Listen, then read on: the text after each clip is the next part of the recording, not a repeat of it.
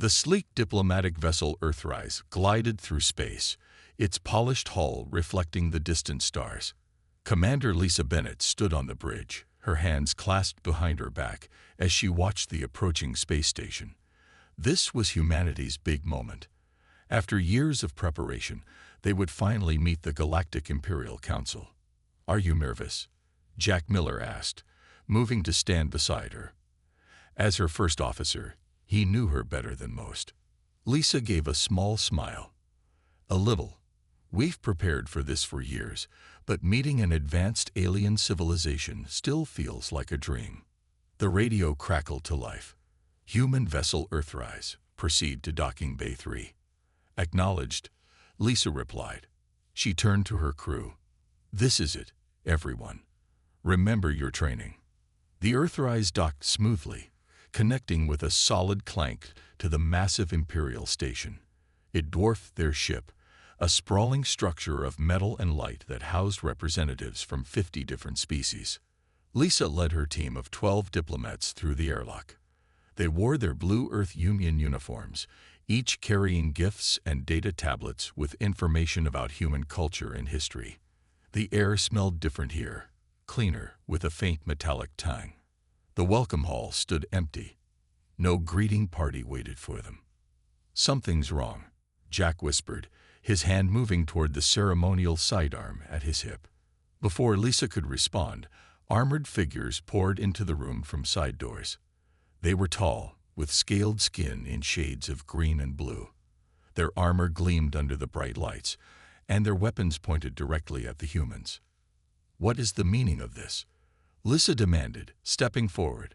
"We come in peace as representatives of Earth." A figure taller than the others strode into the room. Admiral Zithkar removed his helmet, revealing yellow eyes with vertical pupils. His face ridges pulsed with a blue glow as he spoke. "Commander Bennett, we have monitored your transmissions for some time. Your kind harbors forbidden technology." Lisa shook her head. "That's impossible. We followed all protocols established during our preliminary communications."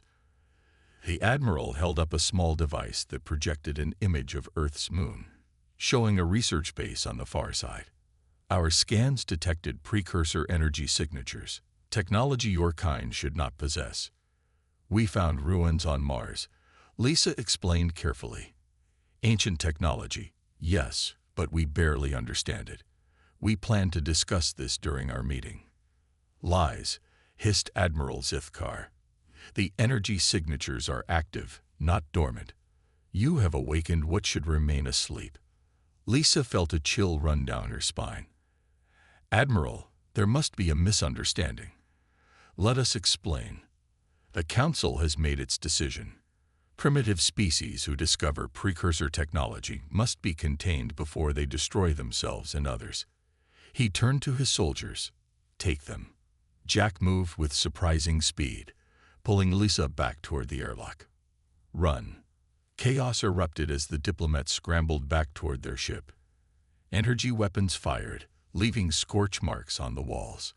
2 diplomats fell, their bodies crumpling to the floor. "Earthrise, prepare for emergency departure." Lisa shouted into her communicator as they raced through the corridor. Outside, through the viewing ports, she saw Imperial warships moving into position around the station. They barely made it back to their ship when the first shots hit. The Earthrise shuddered under the impact. "All power to shields. Get us out of here," Lisa ordered, strapping into her command chair. The ship broke away from the station, engines straining as they accelerated. 3 other human vessels in the diplomatic convoy were already under attack, their hulls breached by Imperial weapons. "They're jamming our long-range communications," the communications officer shouted. Another hit rocked the ship, sending sparks flying from control panels. "Hull breach on decks 3 and 4, someone reported. Lisa met Jack's eyes across the bridge. "Get to the escape shuttle.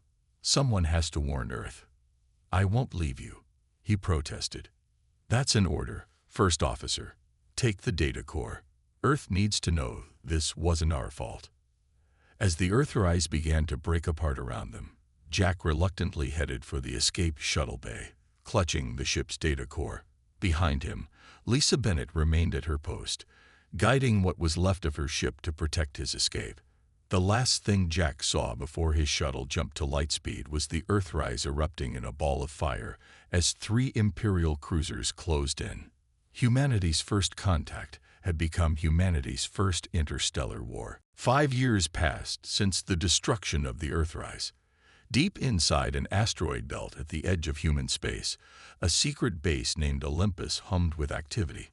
The asteroid had been hollowed out, filled with labs, living quarters, and a massive construction bay. Dr. Alan Wright stared at the holographic display floating before him. Dark circles under his eyes showed his lack of sleep. For 5 years, he had led the team working on humanity's answer to the Imperial threat. "How are the power readings?" he asked, rubbing his tired eyes. His assistant, Karen Lewis, checked her tablet. "Better than yesterday. The core is stable at 80% capacity." Behind them, through the reinforced glass window, floated the result of their work. A ship unlike any other built by human hands. It was sleek and dark, with strange geometric patterns etched into its hull that sometimes seemed to shift when no one was looking directly at them. "Project Phoenix is almost ready," Alan said. "The question is whether it will be ready in time." The door slid open. Admiral William Carter walked in, his uniform crisp despite the early hour. His face looked grim. "The Ta City colony has gone dark," he announced. "Our long-range probes detected Imperial scout ships in the area before we lost contact." Karen gasped.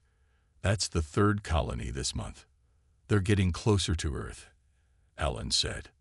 Admiral Carter nodded. "How soon can the ship be ready?" Alan hesitated. "We need at least another month of testing. The technology we reverse-engineered from the Mars ruins is powerful but unpredictable." The drive core. An alarm blared throughout the base. Red lights flashed in the corridor outside. "What now?" Carter demanded. A voice came over the intercom. "Imperial ships detected entering the solar system. Multiple vessels heading toward Earth." Carter's face hardened. "We don't have a month, Doctor. We need Phoenix now." Alan looked through the window at the ship. "It's not ready. The artificial gravity still has problems. The weapons systems aren't fully calibrated. And the drive core could tear itself apart if pushed too hard." "Can it fly? Can it fight?" Carter demanded. "Yes, but..." "Then we launch." 3 hours later, Captain Susan Rogers stood on the bridge of the newly christened Defiance. Her new command was like nothing she had ever seen. The control panels glowed with a soft blue light. The ship hummed around her, almost like it was alive. "Pre-launch checks complete, Captain," reported Lieutenant Frank West from the pilot's seat. Susan took a deep breath. She had commanded 3 ships before this one, but none so experimental or important. If the Defiance failed, Earth might soon follow. "All crew, secure for departure," she ordered. Dr. Wright's voice came through her earpiece. "Captain Rogers, remember what I told you. The drive has limits. Push it too hard, and the consequences could be catastrophic." "Understood, Doctor. We'll be careful." From his observation post, Admiral Carter watched as the massive bay doors opened. The Defiance rose silently, its strange engines giving off a blue-purple glow instead of the usual fiery exhaust. "Good hunting, Captain," he said over the comm. "The survival of our species may depend on what you do next." The Defiance accelerated, quickly passing the rocky outposts that hid Olympus from Imperial sensors. Soon it vanished from normal sight, only visible on special displays that tracked its unique energy signature. In her ready room, Susan studied the mission briefing. Their first target was an Imperial outpost near the remains of the Ta City colony. Intelligence suggested it was lightly defended, a perfect test for their new ship. She looked at the small photograph on her desk, her family on Earth. They didn't know where she was or what she was doing. Few people did. Project Phoenix had remained the most closely guarded secret in human history. "We're ready to make the jump, Captain," Frank called from the bridge. Susan put the photo away and stood. Let's show the Empire what happens when they pick a fight with humans. The Defiance vanished in a flash of impossible light, heading toward its first battle. The real test of Project Phoenix had begun. General Vex Full stood at the command center of the Imperial outpost, near what was once the human colony of Ta City. His scaled fingers tapped on the control panel as he reviewed the day's reports. The outpost was one of many that formed a defensive line against any human counterattack. Not that he expected one. Humans were primitive, barely a century into space travel. Their ships were slow, their weapons weak. Another boring day in this backwater post, he muttered to his second-in-command, Officer Zrel. Zrel nodded. The humans haven't shown any resistance in this sector since we took their colony. The alarm suddenly blared throughout the station. A junior officer rushed to Vexthal's side. General, unknown ship approaching at high speed. Vexthal frowned. Show me. The main screen flickered to life, showing a dark ship moving toward them. Its design was unlike any he had seen before. No visible engine exhaust. No recognizable weapons ports. It moved with an eerie grace that seemed impossible for its size. Scan it, he ordered. The junior officer worked his controls frantically. Sir, our scans can't get a proper reading. There's some kind of interference. Magnify the image. The screen zoomed in. The ship's hull had strange, shifting patterns that hurt his eyes when he tried to focus on them. Sir, said Zrel, pointing at a small marking on the hull. That's a human symbol. Vexthal stared in disbelief. That can't be a human warship. Their technology is nowhere near this advanced. Sir, they're powering weapons. The tactical officer shouted. Raise shields. Power all defensive systems. Vexthal ordered. Before the outpost's shields could fully activate, the strange ship fired. Beams of blue-white energy cut through space. When they hit the partial shields, they didn't stop or dissipate like normal weapons. They passed through as if the shields weren't there. The entire outpost shook violently. Warning lights flashed across every control panel. Impossible, Vexthal shouted. No weapon can penetrate shields like that. Sir, they're firing again. The second volley hit the outpost's power core. Secondary explosions rippled through the lower levels. Launch all fighters, Vexthal ordered. Send a distress call to the fleet. A squadron of Imperial fighters poured from the hangars, racing toward the human ship. The mysterious vessel moved with impossible speed, evading their fire with ease. When the fighters did score hits, their weapons seemed to be absorbed by the dark hull. One by one, the Imperial fighters vanished in flashes of light as the human ship picked them off. Sir, the communications officer called. The distress signal is being jammed. Vexthal stared at the screen, watching as his fighters were destroyed. This couldn't be happening. Humans didn't have this technology. It was beyond even some of the Empire's most advanced research. Record everything, he ordered. Use the emergency quantum transmitter. The High Command needs to see this. As the outpost continued to break apart around them, Vexthal dictated his message. Imperial High Command. This is General Vexthal. We are under attack by what appears to be a human warship, but its capabilities are beyond anything we've seen from them. Its weapons ignore our shields.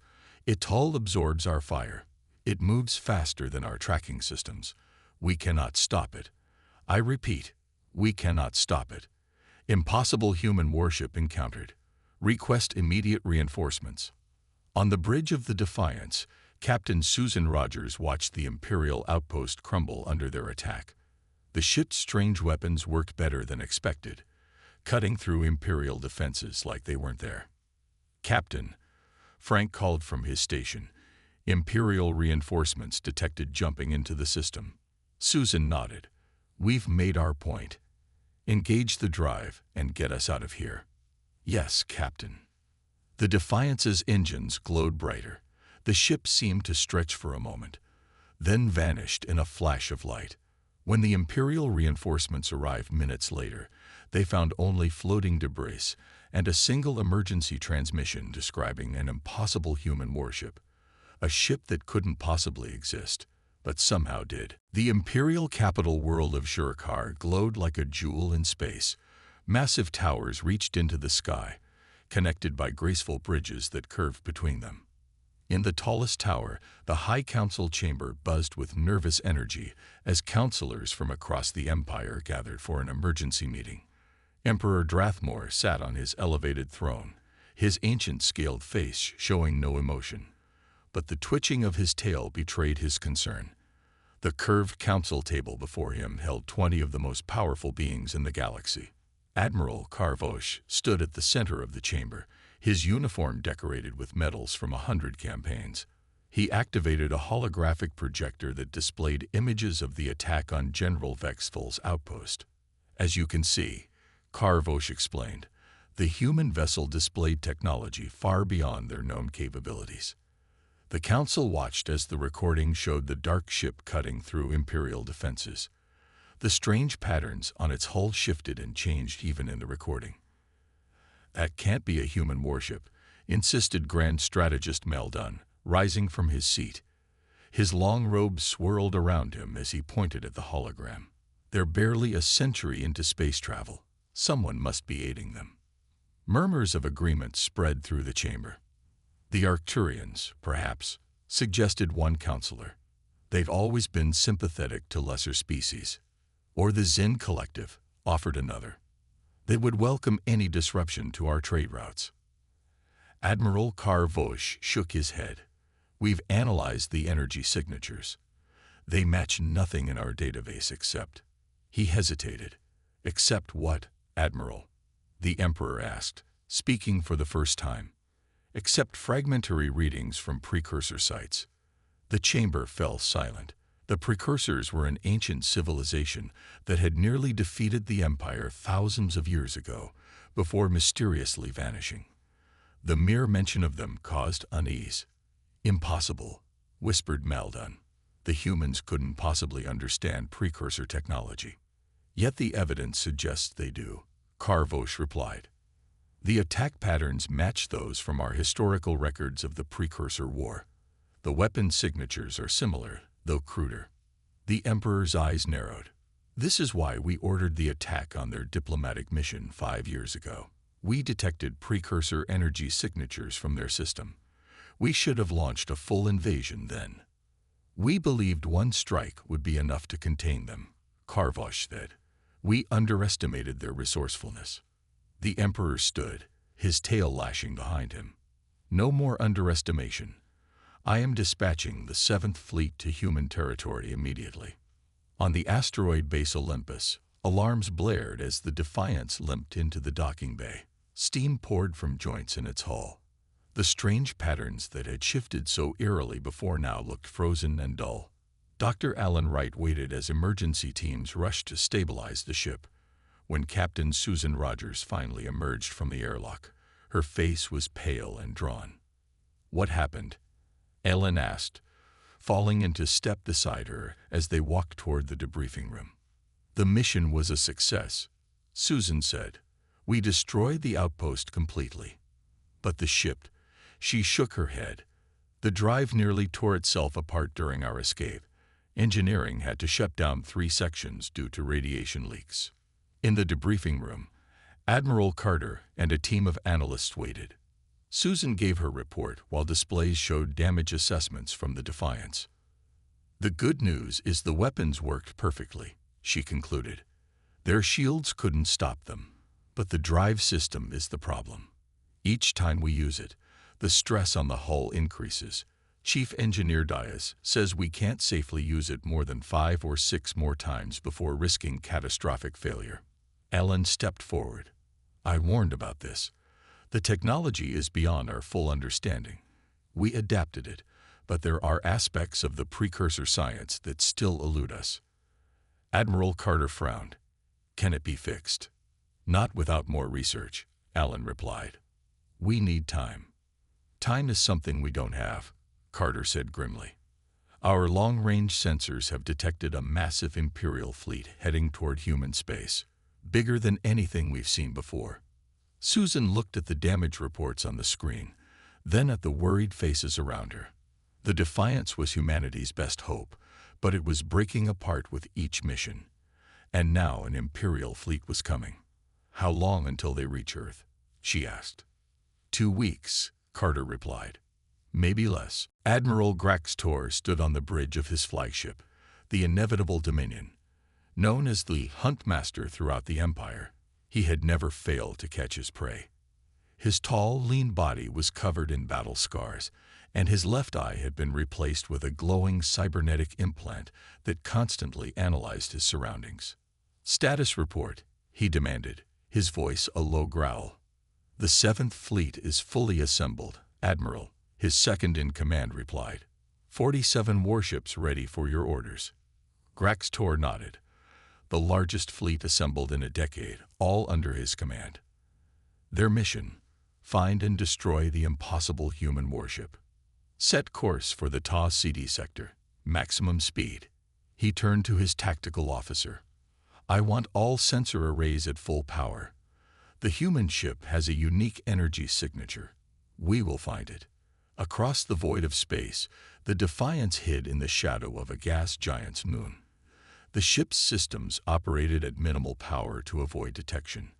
On the bridge, Captain Susan Rogers studied star maps with her tactical officer, Lieutenant Joe Freeman.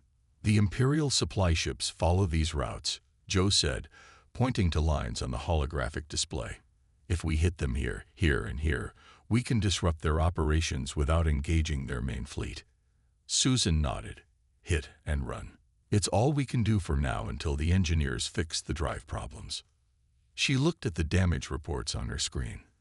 3 weeks of repairs had stabilized the ship, but the core issues remained. Each jump strained the experimental systems further.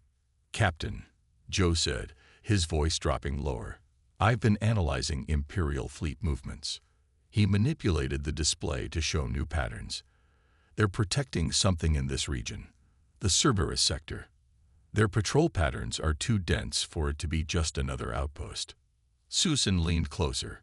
"What do you think it is?" "I don't know, but they've diverted significant resources to guard it, even with their main fleet hunting us." The ship's communication system chimed. "Captain, message from Olympus Base," announced the communications officer. Dr. Wright's face appeared on the screen. He looked tired, his hair more gray than before. "Captain Rogers, I've made a discovery about the technology powering the Defiance." His voice was tense with excitement and worry. "The patterns on the hull aren't just decorative. They're a form of written language, mathematical equations that interact with the drive core." "Can you use this to fix the stability problems?" Susan asked. "Possibly, but there's more. This technology isn't just a weapon or a drive system. Based on data from the Mars ruins, I believe it's a key to something much larger." "A key to what?" "I'm not certain yet, but the Empire's fear of humans possessing this technology makes more sense now.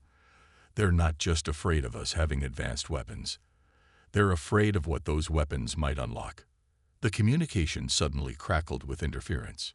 "Imperial ships detected," shouted the sensor officer. 3 cruisers entering the system." "How did they find us?" Susan demanded. "Unknown, Captain, but they're heading straight for our position." Susan made a quick decision. "End transmission. Dr. Wright, we'll continue this later. All hands to battle stations." The Defiance's systems hummed to life. The patterns on its hull began to shift again as power flowed through the ship. "They've spotted us," Joe reported. "Imperial ships changing course to intercept." "Prepare jump drive," Susan ordered. "Captain, engineering advises against another jump so soon after repairs." Susan gripped the arms of her command chair. "We don't have a choice. Plot a course to the Cerberus sector." "The Cerberus sector?" Joe looked surprised. "That's the heaviest defended Imperial territory we know of." "Exactly why they won't expect us to go there." Susan smiled grimly. "If they're protecting something important, I want to know what it is." The Imperial cruisers launched fighters that streaked toward the Defiance like angry insects. "Jump drive ready, but the system is showing instabilities," the engineer reported. Execute jump now, Susan ordered. The Defiant stretched impossibly for a moment, then vanished just as the Imperial fighters opened fire. Where the human ship had been, they found nothing but empty space. On the bridge of the inevitable Dominion, Admiral Grax Tor received the report of the near miss with barely controlled rage. "Track that energy signature," he snarled. "I want to know where they went." When his tactical officer gave him the projected coordinates, his cybernetic eye glowed brighter. "The Cerberus sector," he whispered. "Why would they go there?" For the first time, the Huntmaster felt a flicker of fear. If the humans discovered what the Empire was hiding in the Cerberus sector, everything would change. The Defiance emerged from its jump deep within the Cerberus sector, hiding in the dense dust clouds of a nebula. Warning lights flashed across every control panel on the bridge. The ship shuddered and groaned like a wounded animal. "Damage report," Captain Susan Rogers ordered, steadying herself against her command chair. "Drive system at critical levels," the engineering officer responded. "Hull integrity down to 60%. We can't make another jump for at least 48 hours. Susan exchanged worried glances with Joe Freeman. They were deep in enemy territory with a damaged ship and no quick way out. "At least we made it," she said. "Begin passive scans of the area. Let's find out what the Empire is hiding here." For 12 hours, the Defiance drifted silently through the nebula, its sensors reaching out to map the sector. Finally, Chief Science Officer Mary Duncan called the captain to the sensor lab. "You need to see this," Mary said, pointing to her screen. She was a brilliant scientist with a calm manner that rarely showed excitement. Today was different. Her eyes were wide with wonder. The screen showed a massive structure orbiting a small dead world. The structure was unlike any Imperial design, with sweeping curves and strange angles that seemed to bend in impossible ways. "What am I looking at?" Susan asked. "It's not Imperial," Mary explained. "The architecture matches fragments we found in the Mars ruins." She pulled up comparison images. The similarities were unmistakable. "This is precursor technology, and it's intact, not just fragments like we found on Mars." Susan leaned closer. "What's the Empire doing with it?" "They've built a research facility around it. Massive. Probably thousands of scientists and engineers working to understand the technology." The door to the lab slid open, and Communications Officer Paul Harris rushed in. His face was flushed with excitement. "Captain, I've intercepted Imperial transmissions," he said. "They're using a simple encoding. I've broken through." He placed a data pad on the table. It displayed translated Imperial messages. "According to these," Paul explained, "the Empire didn't attack humanity because we were a threat. They attacked because they discovered we had found precursor technology on Mars." "But why?" Susan asked. "Why would finding old ruins trigger such an aggressive response?" Mary scrolled through the messages, her expression growing more serious with each one. "The precursors," she said slowly, "weren't just another ancient species. They nearly defeated the Empire 5,000 years ago in a war that almost destroyed galactic civilization." Hall nodded. "The transmissions mention the Great Containment. Apparently, the Empire's policy is to immediately attack any emerging civilization that discovers precursor technology before they can understand or use it." Susan frowned. "That doesn't explain why they built a research facility around precursor technology themselves." "It does if you read between the lines," Mary said, pointing to specific messages. "They're trying to understand it so they can defend against it. They're terrified someone will fully unlock the precursor knowledge and finish what was started thousands of years ago. And now we've built a ship using that same technology," Susan said, understanding dawning on her face. "No wonder they panicked when they saw the Defiance." Joe, who had been silent until now, pointed to the structure on the screen. "If that facility is researching the same technology that powers our ship, could they help us understand how to fix the drive?" Susan considered this. "We need more information. I want a closer look at that facility." Hours later, A small stealth shuttle detached from the Defiance. Inside, Susan led a team including Mary, Paul, and 2 security officers. They approached the massive Imperial research facility, using the nebula's dust and radiation to mask their approach. The shuttle's sensors revealed a gap in the Imperial security net, a maintenance access point that saw regular traffic. "We go in, gather all the data we can, and get out," Susan instructed her team. "No engagement unless absolutely necessary." As they docked at the maintenance port and prepared to board the facility, Susan couldn't shake the feeling that they were about to discover something that would change humanity's place in the galaxy forever. What the Empire feared most about precursor technology wasn't just its power as a weapon. It was something far more significant, something that connected to the strange patterns on the Defiance's hull and the mysterious ruins on Mars, something that might explain why the precursors had vanished at the height of their power. And now, they were about to find out what it was. The news from the Cerberus sector changed everything.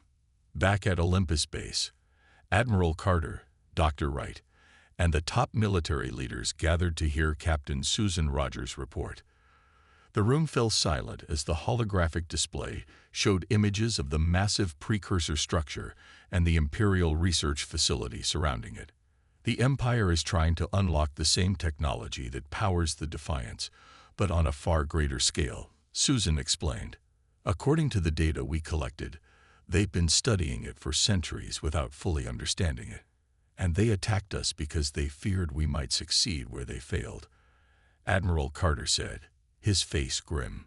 Exactly, Susan nodded. But there's more. The facility contained information about other precursor sites throughout the galaxy. The precursors weren't just an advanced civilization. They were using these structures as some kind of network, connecting different regions of space. Dr. Wright studied the data with growing excitement. This explains the patterns on the Defiance's hull. They're not just decorative or even just functional. They're part of a code, a key to accessing this network.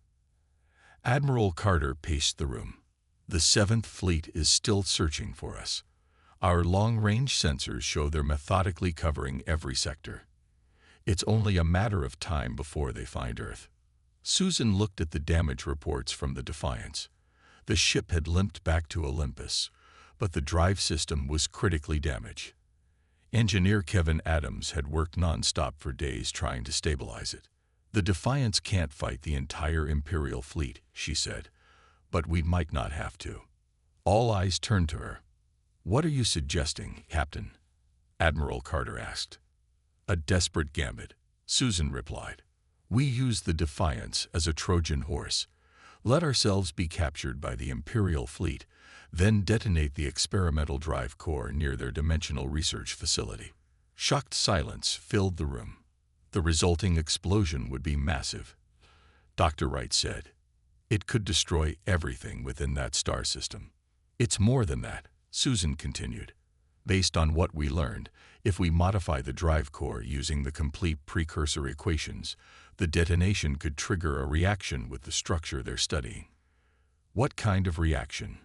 Admiral Carter asked. Susan looked at Dr. Wright. "Dr." Wright hesitated. "Based on my preliminary analysis, it could create a dimensional rift, a tear in space-time. What happens after that, I can't predict. It could be catastrophic.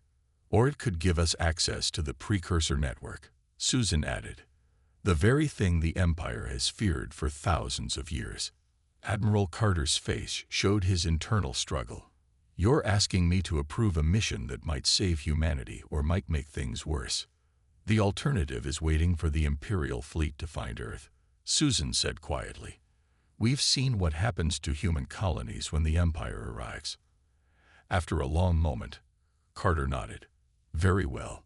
How do we proceed?" "We make the Defiance look damaged, like it's been in a major battle," Susan explained. "We send out a distress signal the Empire can't ignore. When they capture us, we'll have a small team ready to modify the drive core, while Lieutenant Freeman hacks into their systems." The plan took shape over the next 2 days. Engineer Kevin Adams worked feverishly to modify the drive core according to Dr. Wright's new understanding of the precursor equations. Lieutenant Freeman assembled a small team to infiltrate Imperial systems.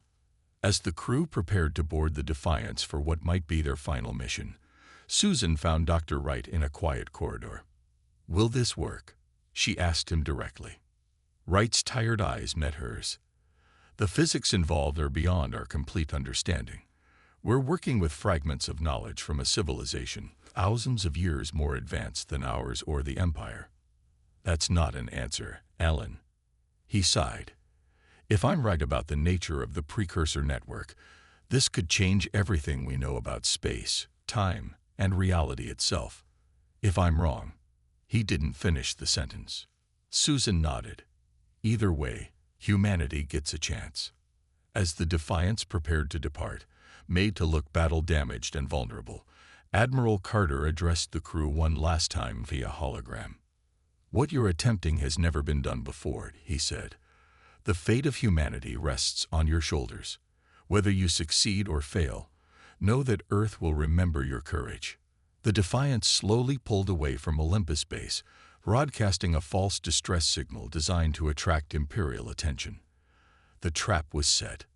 Now they just needed the Empire to take the bait. The plan worked better than anyone had dared hope. The inevitable Dominion and 2 other Imperial battleships captured the seemingly crippled Defiance, bringing it into the massive hangar of Admiral Graxtor's flagship. Imperial soldiers swarmed around the human vessel, securing it with magnetic locks and boarding tubes. Inside the Defiance, Captain Susan Rogers and her small team pretended to surrender while Engineer Kevin Adams worked frantically in the sealed engine room, making final adjustments to the modified drive core. "The modifications are complete," Kevin whispered into his hidden communicator. "Core temperature rising. We have 30 minutes before critical mass." Susan nodded slightly to Lieutenant Joe Freeman, who was working on a small device hidden in his uniform sleeve. His fingers moved rapidly, sending coded signals to the Defiance's computer. Admiral Graxtor himself came to inspect the captured human vessel. He circled it slowly, his cybernetic eye scanning the strange patterns on its hull. "So this is the ship that caused so much panic," he said to Susan. "Impressive for primitives. You will tell me who helped you build it." "No one helped us," Susan replied calmly. "Humans are full of surprises." The Admiral's scaled face twisted into something like a smile. "Indeed, and soon you will have no more surprises left." As Graxtor turned to leave, a tremor ran through the flagship. Alarms blared across the hangar. "What's happening?" the Admiral demanded. His officers scrambled to check their control panels. "Unknown energy surged from the human ship. It's affecting our systems." Joe had succeeded. His code had connected the Defiance's computers to the Imperial network, creating system-wide failures. As planned, the Imperial ships began emergency procedures, jumping to the coordinates nearest to the research facility in the Cerberus sector. Susan felt the familiar sensation of an Imperial jump drive engaging. When they emerged from the jump, the viewport showed the massive precursor structure orbiting its dead world, just as they had seen it before. "Now," Susan shouted. The small human team activated hidden devices that disrupted the electronic restraints holding them. In the confusion, they fought their way back to the Defiance, sealing the airlock behind them. Inside the engine room, Kevin made the final adjustments. Drive core at 90% critical. The patterns on the hull are fully activated. The strange markings on the Defiance glowed brighter than ever before, pulsing with energy that seemed to bend the light around them. On the bridge of the inevitable Dominion, Admiral Graxtor realized too late what was happening. "Get that ship out of my hangar. Now." But the Defiance was already breaking free, its systems overriding Imperial controls. It shot out of the hangar, heading straight for the precursor structure. "All ships, destroy that vessel," Graxtor ordered. Imperial weapons fired, some hitting the Defiance and causing damage, but it continued its course. Inside the Defiance, systems were failing. Fires broke out on multiple decks. The hull integrity was falling rapidly. "We're not going to make it to the structure," Susan said, holding onto her chair as the ship shuddered around her. "We don't have to," Kevin replied over the comm. "The reaction has already begun. The drive core is interacting with the precursor structure." A beam of intense blue-white energy shot from the Defiance toward the ancient structure. When it hit, the entire structure lit up with the same patterns that adorned the hull of the human ship. Space itself seemed to bend and twist. A massive rift appeared between the ship and the structure, growing larger by the second. Through it, strange lights and impossible geometries could be seen. "What's happening?" Susan asked, staring at the rift. Before anyone could answer, ships began to emerge from the rift. Dozens, then hundreds of vessels of different designs, but all bearing markings similar to those on the Defiance. As Imperial ships scrambled in confusion, a transmission reached the Defiance. The face that appeared on the screen was human, but wore an unfamiliar uniform. "This is Fleet Commander Nelson of the Trans-Dimensional Human Alliance," the stranger said. "We've been monitoring your reality for some time. You've activated the precursor network. Well done." More ships continued to pour through the rift, all crewed by humans, but humans from different realities where Earth had developed along different technological paths. As representatives from dozens of human variants gathered on a massive precursor station that suddenly appeared in orbit around Earth, the Emperor of the Galactic Empire reluctantly agreed to peace negotiations. The last person to step through the rift onto the station was Commander Lisa Bennett, fought dead in the destruction of the Earthrise years ago, but actually rescued and transformed.